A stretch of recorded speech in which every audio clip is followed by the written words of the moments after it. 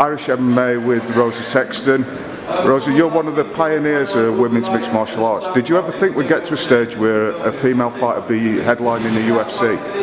I always believed that there was going to be a women's division in the UFC eventually. I didn't know when that was going to happen, and I think it happened a bit sooner than I'd really anticipated. I thought it would probably be after I'd retired, but it came along at the right time. It came along, and it's gone from strength to strength. I mean, do you have a personal opinion of Ronda Rousey? She's a very controversial character. Which side do you fall on?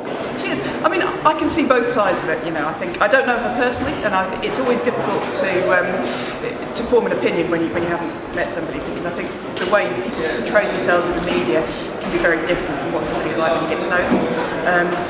I mean, I think there's no doubt that she's a very talented athlete and that she's opened a lot of doors for women in mixed martial arts in general, which is something that I think we're all grateful for. Like I say, whether or not you agree with everything she says is another matter.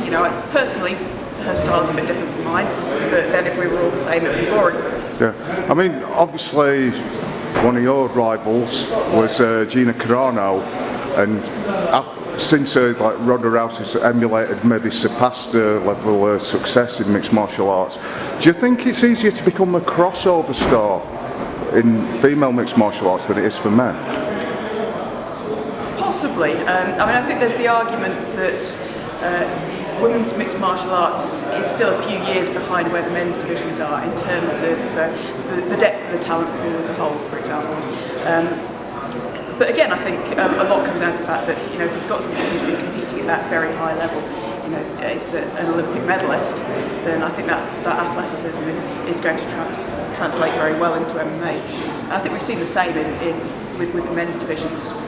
Numerous times, there's a lot of people who come in from other sports, particularly wrestling, I think we have seen that. Yeah. Do you think that, I used to be sceptical about whether women's mixed martial arts had ever become really popular.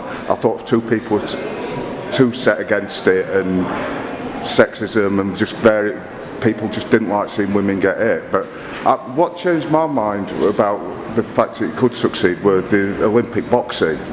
And do you think that's helped change perceptions of women fighting? Certainly. I think boxing was a great success in terms of women in combat sports generally, because I think the skill levels were very apparent. I think women's boxing has come a long way in recent years. I think when you looked at that level of competition, a lot of people saw that and were surprised by it. Yeah. Do you think that the UFC? Obviously it's across MMA, but do you think that the UFC is the leading organisation? Do you think they need to add more weight classes? Obviously they're adding strawweight and Joe Calderwood and et al. But do you think that they need to go further than that? I think that will probably happen in time. I think with anything like this, I think everyone wants it all to happen all at once.